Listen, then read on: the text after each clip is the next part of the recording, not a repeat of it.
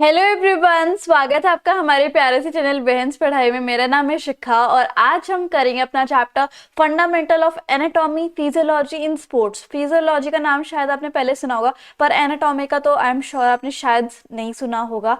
But ये वाला जो चैप्टर है ना, काफ़ी आसान है। ठीक है, बहुत ज़्यादा आसान है। एक ये लेक्चर भी सुन लोगे ना, उसको सुन सुन के भी तुम अपने आप से बना बना के लिखा होगा अपने इस चैप्टर में। ठीक है, तो अब हम स्टार्ट करेंगे इस चैप्टर को। कोई घबराने वाली बात नहीं, ईजी सा है। Okay, so let's begin. And कोई भी डाउट है तो आप मुझे इंस्टाग्राम पे फॉलो करके डीएम कर सकते हो, और ये नोट्स चाहिए तो आपको टेलीग्राम पर मिल जाएंगे। ठीक है, दोनों इंस्टा एंड टेली की लिंक आपको डिस्क्रिप्शन बॉक्स में मिल जाएगी। तो शुरू करते हैं भाई, एनाटॉमी क्या होता है।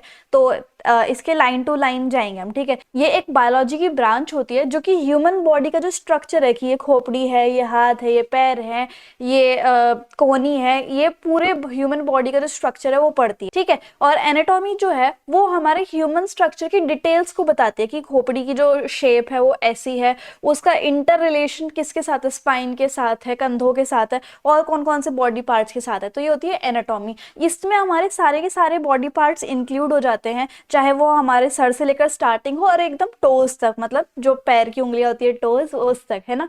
ये हमें क्या सिखाती है कि how every part of the body, की हर एक हमारा जो बॉडी पार्ट है वो कैसे काम करता है, साथ के साथ वो एक दूसरे के साथ जुड़ के कैसे काम करते हैं। अगर आपके पास ब्रेन है, that tells what to do, muscles for movement. और अगर आपके पास ब्रेन है तो आपका ब्रेन आपको बताता है कि आपको क्या करना चाहिए। मसल्स जो आपकी मूव करती है, बोन्स जो है वो आपको स्ट्रांग रखती है, और भी बहुत सारी चीज। मतलब ये सारी चीजें कि आपका ब्रेन ही आपको बताते हैं कि आपको क्या करना है, आपके मसल्स जो है मूवमेंट करते हैं। ये सारी पढ़ाई किसके अंदर होती है? एनाटॉमी के अंदर होती है। ठीक है, अब बात करते हैं फिजियोलॉजी क्या होती है। फिजियोलॉजी एक ऐसी साइंस होती है जो कि हमारे बहुत सारे ऑर्गन्स, उनके सिस्टम्स को, उनके फंक्शन को पढ़ती है। जैसे लीवर का काम है बाइल जूस को सिक्रीट करना। ठीक है, तो वो लीवर का फंक्शन है, तो वो कौन सी पढ़ाई में बताया जाता है? फिजियोलॉजी में, है ना। और साथ के साथ ऑर्गन्स एक दूसरे के साथ कनेक्टेड होते हैं, उनका एक दूसरे के साथ रिलेशनशिप होता है दूसरे ऑर्गन्स के साथ और उनके असर के साथ। मतलब बाइल जो है, मतलब लीवर का जो फंक्शन है वो डाइजेशन में होता है सबसे ज्यादा, है ना। और उसके बाद किडनी का क्या फंक्शन होता है? फिल्टर आउट करने का। तो लीवर और किडनी एक दूसरे के साथ कनेक्टेड है, हमारा स्टमक और इंटेस्टाइन एक दूसरे के साथ कनेक्टेड है। तो फिजियोलॉजी एक ऐसी साइंस होती है जिसके अंदर मैकेनिकल, फिजिकल, बायोकेमिकल फंक्शंस होते हैं हमारे ह्यूमन ऑर्गन्स के और सेल्स के। तो physiology is related to the organs of the body, है ना। और anatomy is related to the how every part of the body is interconnected and how they are working, है ना। तो ये होता है। ओके, फिजियोलॉजी के बारे में और पढ़ लेते हैं। It encompasses everything from how your muscles contracted to your liver. इसके अंदर हर चीज के बारे में हमें पता चलता है कि जैसे जैसे हमारा लीवर है, लीवर के आसपास भी कितने सारे मसल्स लगे होंगे, तो उन मसल्स के साथ कैसे लीवर जो है वो बाइल प्रोड्यूस करने में है, लाइक कैपेबल हो जाता है। मतलब मसल्स की मूवमेंट के साथ ही लीवर जो है बाइल को प्रोड्यूस कर पाता है। तो ये बताता है हर चीज कि हमारा ऑर्गन कैसे काम कर रहा है, कैसे फंक्शन कर रहा है ना। ये हमारे heart rate, respiratory rate, blood pressure और भी बहुत सारी चीज़ों की स्टडी करता है। फिजियोलॉजिस्ट ऐसे साइंस होते हैं जो कि एनाटॉमी भी पढ़ते हैं, बोन्स भी, मसल्स भी, लिगामेंट भी, organ, joint, circulatory system etcetera. कुल मिला के फिजियोलॉजी जो है वो एक बड़ा है, और anatomy is just a part of a physiology. ठीक है, इस तरीके से। अब बात करें क्यों एनाटॉमी एंड फिजियोलॉजी इंपॉर्टेंट है, क्योंकि ये दोनों ही बायोलॉजी की ब्रांचेस है और ये हमारी बॉडी के बारे में हमें नॉलेज प्रोवाइड करती है। एनाटॉमी तो हमें बताती है कि जैसे हम ऐसे ऐसे फील करेंगे अपने फेस को तो हमें पता चल जाएगा यहाँ कंकाल है, यहाँ कंकाल है, यहाँ भी कंकाल है, इधर फील करेंगे तो इधर भी कंकाल है ना। तो ये हमारी बॉडी की नॉलेज की, हमारी बॉडी की शेप कैसे बन पा रही है उस कंकाल की वजह से, तो उस कंकाल की शेप कैसी होगी, तो ये उस चीज के बारे में बताता है। मतलब कि बॉडी का स्ट्रक्चर प्रोवाइड हमें करवाता है या फिर जानने में हेल्प करता है कौन? एनाटॉमी, है ना। फिजियोलॉजी जो है वो हमारे बहुत सारे ऑर्गन्स और उनके सिस्टम की वो कैसे काम कर रहे हैं, उनकी फंक्शनिंग को बताता है फिजियोलॉजी, है ना। ये सारे सब्जेक्ट्स बहुत इंपॉर्टेंट है समझने, क्योंकि ये हमारे ऑर्गन का रोल, कि हर एक ऑर्गन का क्या रोल है, क्या वो उनका फंक्शन है, वो हमें बताता है। इन सब्जेक्ट्स में अगर हमारी अंडरस्टैंडिंग अच्छी है तो हम काफ़ी सारी हेल्थ प्रॉब्लम्स को अपनी सुधार सकते हैं। ये जो है हमारी एफिशिएंसी, बॉडी की एफिशिएंसी को इम्प्रूव करने में हेल्प करती है। और ये जो सब्जेक्ट्स है ये हमारे बताते हैं कि हमें कोई अगर हेल्थ प्रॉब्लम हो भी गई है तो वो क्यों हुई है, और क्या इसके सिम्टम्स है, कैसे वो ठीक होगा, कैसे उसका ट्रीटमेंट होगा। तो ये सारी पढ़ाई इसलिए इंपॉर्टेंट है। अब हम बात करें कि हमारे स्केलेटन सिस्टम का क्या फंक्शन है। ठीक है, तो स्केलेटन सिस्टम में हमारे बोन्स होते हैं, जॉइंट्स होते हैं। आपने कंकाल देखा भी होगा, आपके स्कूल के बायोलॉजी लैब में भी एक ऐसे ऐसे कंकाल से लटका होगा, है ना। उसके बोन्स होते हैं, जॉइंट्स होते हैं, जो कि काफी सारे मसल्स के साथ अटैच होते हैं। मतलब जैसे ये हड्डी है, मतलब कोई भी आप हड्डी लगा लो, उस हड्डी, वो हड्डी जो है ऐसी थोड़ी ना चिपकी हुई है, जैसे दो हड्डी है, ये ऐसी थोड़ी ना चिपकी हुई है, इनको चिपकाने के लिए भी कोई मसल्स चाहिए, कोई जोड़ चाहिए, है ना। जैसे सोया चाप देखिए आपने, सोयाबीन देखी है, वो कैसी कैसी होती है, तो वैसे ही तो मसल्स होते हैं। उन्हीं मसल्स की वजह से बहुत सारी बोन्स जुड़ी हुई होती हैं, है ना।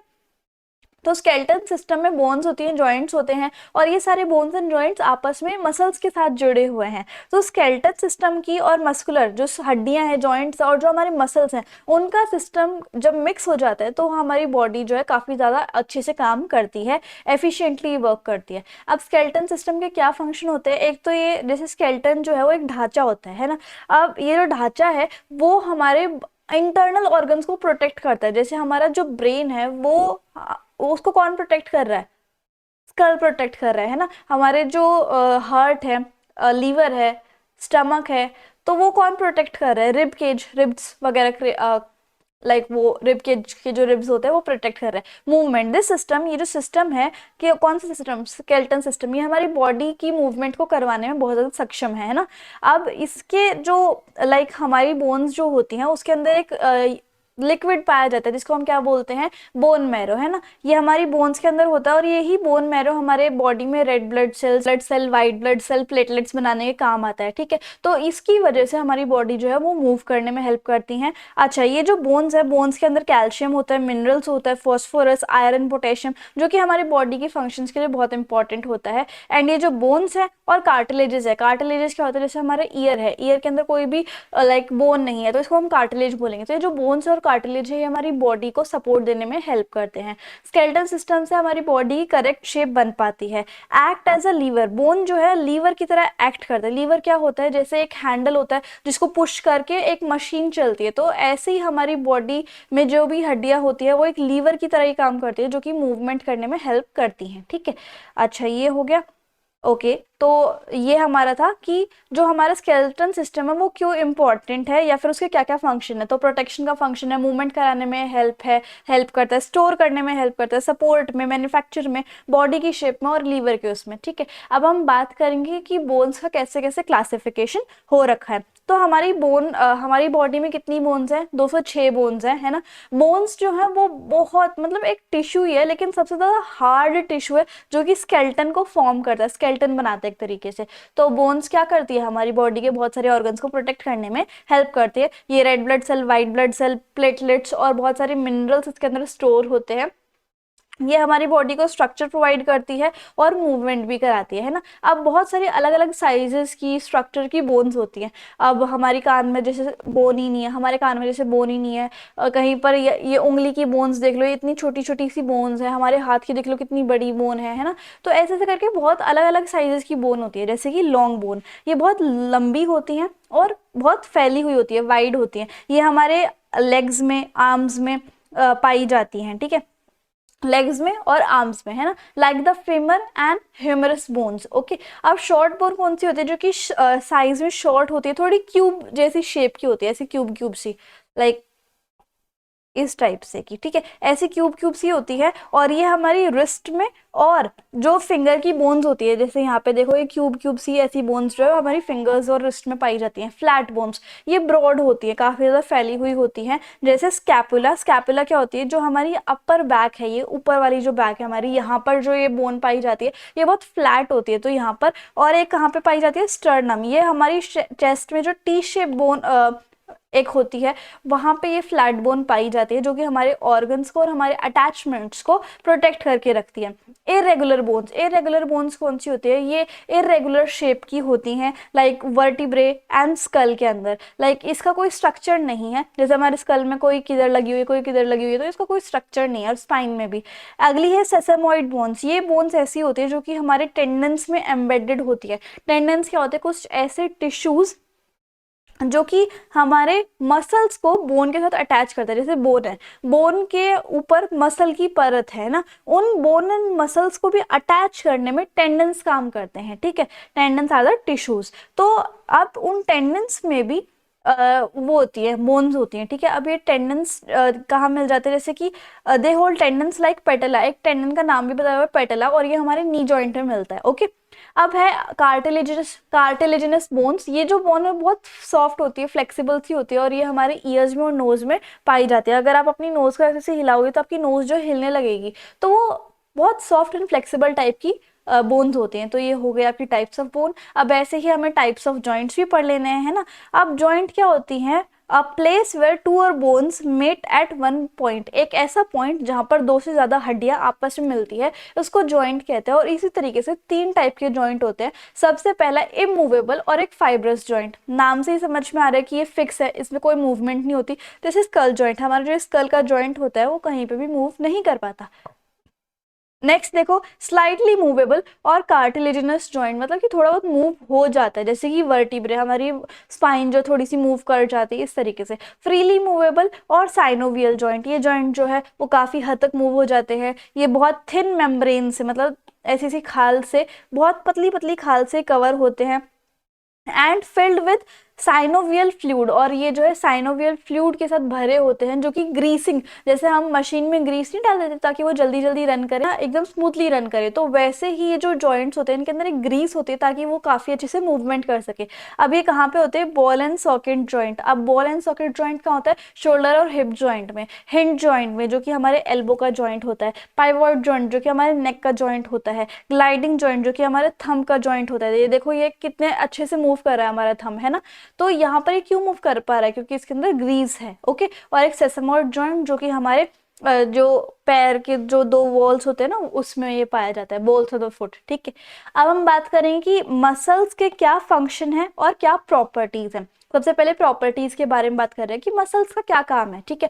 तो मसल देखो, जो भी हमारी बॉडी में सिंगल से सिंगल मूवमेंट हो रही है वो हमारी मसल्स जो कॉन्ट्रैक्ट करती हैं, थोड़ी कॉन्ट्रैक्ट करती है, कभी रिलैक्स करती है, उसकी वजह से वो मूवमेंट हो पा रही है ना। जब मसल्स के जो सेल्स होते हैं वो शॉर्ट हो जाते हैं, जैसे मुझे हैंड्स की मूवमेंट करनी है ऐसे से, तो मेरे मसल्स शॉर्ट हुए तो मेरी मूवमेंट हुई, और कॉन्ट्रैक्ट हुए तो फिर भी मेरी मूवमेंट हुई, है ना। और मसल्स जो होते हैं वो सिर्फ पुल कर सकते हैं, पुश नहीं कर सकते। एक्साइटेबिलिटी, ये एक ऐसी एबिलिटी है जो कि स्टिमुलस को रिस्पॉन्ड करते हैं। जैसे मान लो अभी यहाँ पर कोई आग, लाइक ऐसे मान लेते हैं कि कोई एक गर्म कप है, ठीक है, और गलती से हमारा हाथ उसके ऊपर लग जाए, तो फटाफट से वो स्टिमुलस हो गया, जो गर्म कप है, और हमारा हाथ लगे तो स्टिमुलस है, हमें उसको देख के रिस्पॉन्ड करना, तो हमारा हाथ फटाफट से पीछे हो जाएगा। तो वो क्या होता है, हमारे लाइक बॉडी में बहुत सारे मोटर न्यूरॉन होते हैं, जिसकी वजह से हम कोई भी चीज़ फटाफट से लाइक गैदर कर लेते हैं, जो भी हमारे इन्वायरमेंट में हो रही है उसको हम स्टिमुलस कहते हैं। तो उस स्टिमुलस को रिस्पॉन्ड करने के लिए, उसको मूवमेंट कराने के लिए भी हमारे मसल्स जो है काम करते हैं। एक्सटेंसिबिलिटी, इसका क्या मतलब होता है कि हमारे मसल जो है काफ़ी हद तक स्ट्रेच भी हो जाते हैं, जैसे कि एल्बो का फ्लेक्स होना, है ना। और उसके बाद देखो इसके अंदर तो बस ये इलास्टिसिटी। अब यहाँ पर क्या होता है, हमारी मसल जो है वो बाउंस बैक भी कर सकते हैं, मतलब जितना उसको स्ट्रेच किया है उसी रेट से वो पीछे आ जाएंगे, ये बाउंस बैक यानी कि इलास्टिसिटी होती है। अब ये हो गई मसल्स की प्रॉपर्टीज। अब हम मसल्स के फंक्शन भी कर लेते हैं। ये हमारी बॉडी को स्ट्रक्चर प्रोवाइड करते हैं, स्ट्रक्चर मतलब एक ढांचा प्रोवाइड करते हैं, पोस्चर मतलब उठने बैठने में है हमें हेल्प करते हैं, एफर्ट जो है वो हमारी बॉडी को प्रोवाइड करते हैं, मतलब बोन जैसे लीवर की तरह एक्ट करती है, तो बोन के ऊपर भी तो मसल्स है, तो ये एफर्ट करने में प्रोवाइड करता है। एक्सटर्नल मूवमेंट, हमारी बॉडी में काफ़ी सारे मसल्स की कॉन्ट्रैक्शन होती है, रिलैक्सेशन होती है, तो उसकी वजह से मूवमेंट हो पाती है।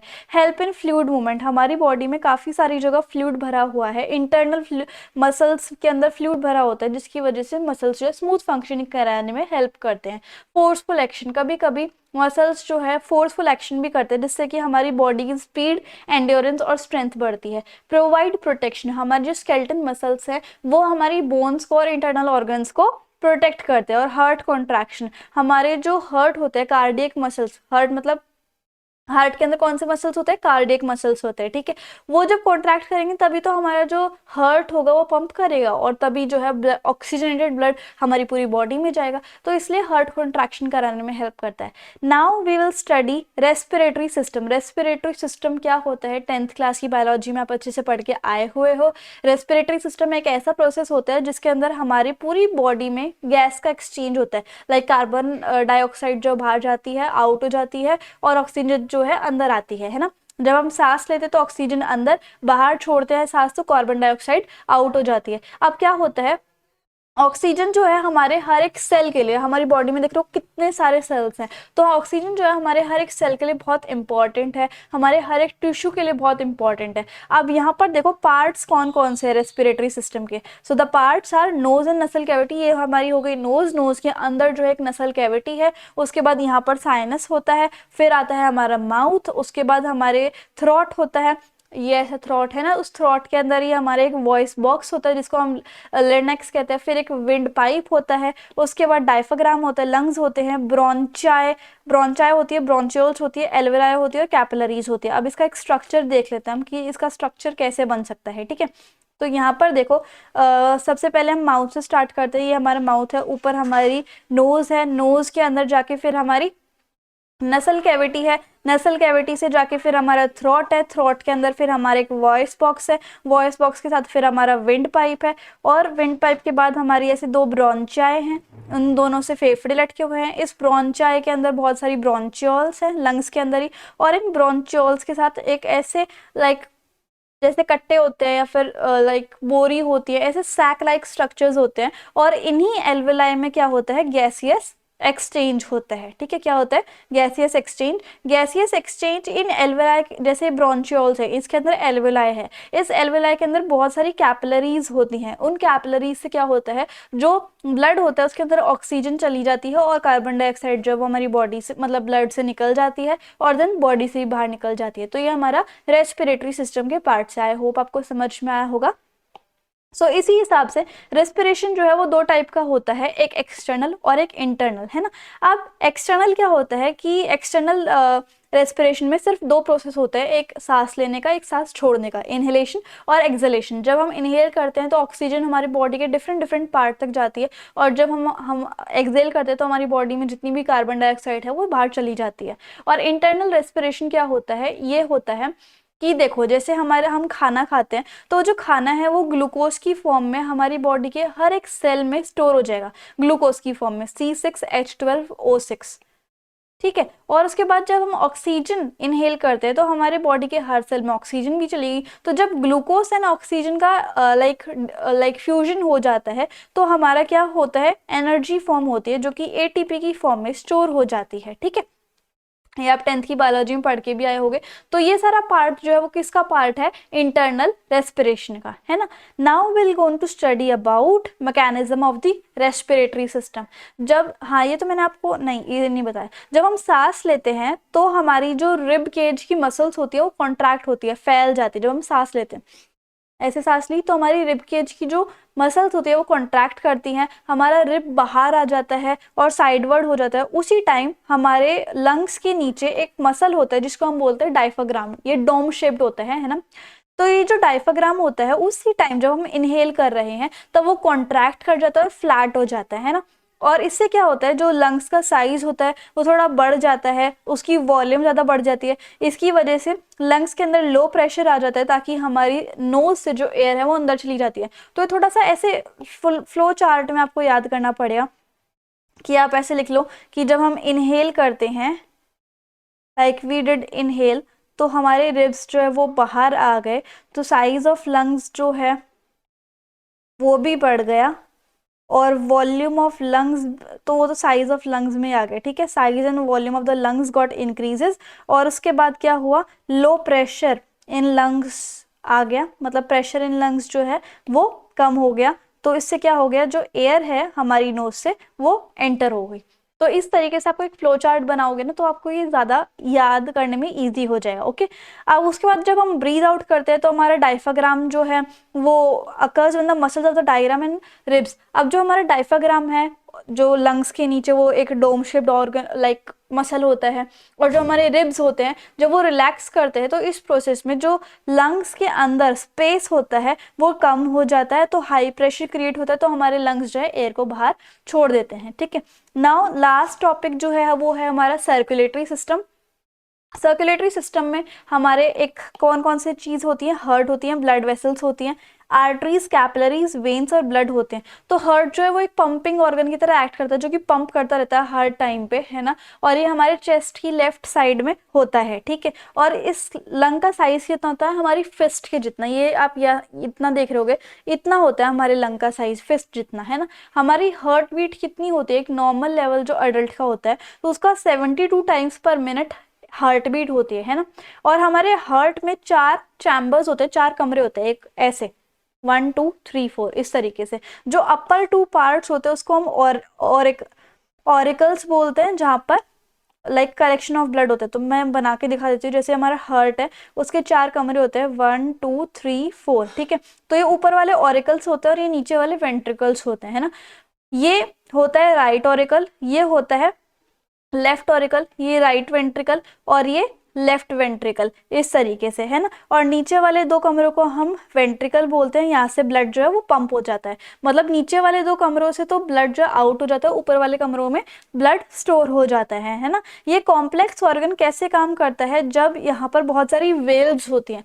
वेल्व्स क्या होती हैं, कुछ ऐसे टिश्यूज, जैसे नर्व होती है हमारी, ठीक है। नर्व्स में कुछ ऐसे ऐसी वेल्स होती हैं, ये क्या करती हैं, ब्लड को आगे आगे फ्लो करने में हेल्प करती हैं। ये नहीं चाहती कि ब्लड जो है बैकवर्ड फ्लो करे, ठीक है।